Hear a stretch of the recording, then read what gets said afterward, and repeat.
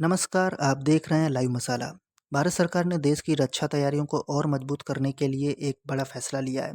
रक्षा मंत्री राजनाथ सिंह की अध्यक्षता में हुई डिफेंस एक्विजिशन काउंसिल यानी डीएसी की बैठक में करीब 52,000 करोड़ के रक्षा खरीद प्रस्तावों को एक्सेप्टेंस ऑफ नेसेसिटी यानी एओएन की मंजूरी दे दी गई है।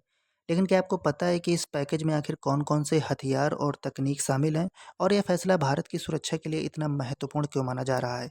आइए जानते हैं पूरी रिपोर्ट। सबसे पहले एक ज़रूरी बात, एओएन का मतलब यह नहीं है कि सरकार ने आज ही ये सभी हथियार खरीद लिए हैं।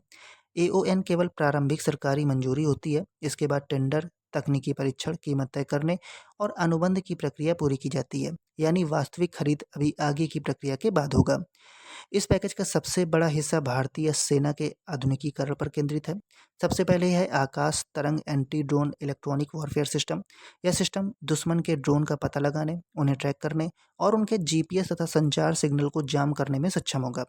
दूसरी महत्वपूर्ण प्रणाली है man portable anti tank guided missile. यह डीआरडीओ द्वारा विकसित स्वदेशी मिसाइल है, जिसे सैनिक अपने कंधे से दाग सकते हैं और यह दुश्मन के टैंक तथा बख्तरबंद वाहनों को नष्ट करने में सक्षम होगी। इसके अलावा एमआर सैम यानी medium range surface to air missile को भी मंजूरी मिली है। यह लड़ाकू विमान, हेलीकॉप्टर, ड्रोन और क्रूज मिसाइल जैसे हवाई खतरों से रक्षा करेगी। साथ ही वी सोराट्स यानी very short range air defence system भी शामिल है, जो कम ऊंचाई पर उड़ने वाले ड्रोन और हेलीकॉप्टर जैसे लक्ष्यों को मार गिराने के लिए विकसित किया गया है।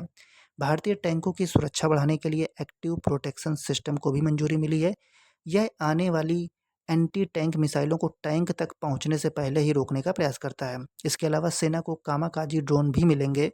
ये लक्ष्य के ऊपर कुछ समय तक मंडराकर सही समय पर खुद उससे टकराकर हमला करते हैं। भारतीय नौसेना और वायुसेना के लिए multi influence ground mine, naval shipborne unmanned aerial system, नौसेना के इलेक्ट्रिक प्रोपल्सन सिस्टम के परीक्षण के लिए एक लैंड बेस्ड टेस्टिंग फैसिलिटी और भारतीय वायुसेना को fixed wing high altitude pseudo satellite यानी FWHAPS मिलेंगे। सरकार का उद्देश्य केवल नए हथियार खरीदना नहीं, बल्कि तीनों सेनाओं को आधुनिक तकनीक से लैस करना और आत्मनिर्भर भारत के तहत स्वदेशी रक्षा उद्योग को मजबूत करना भी है।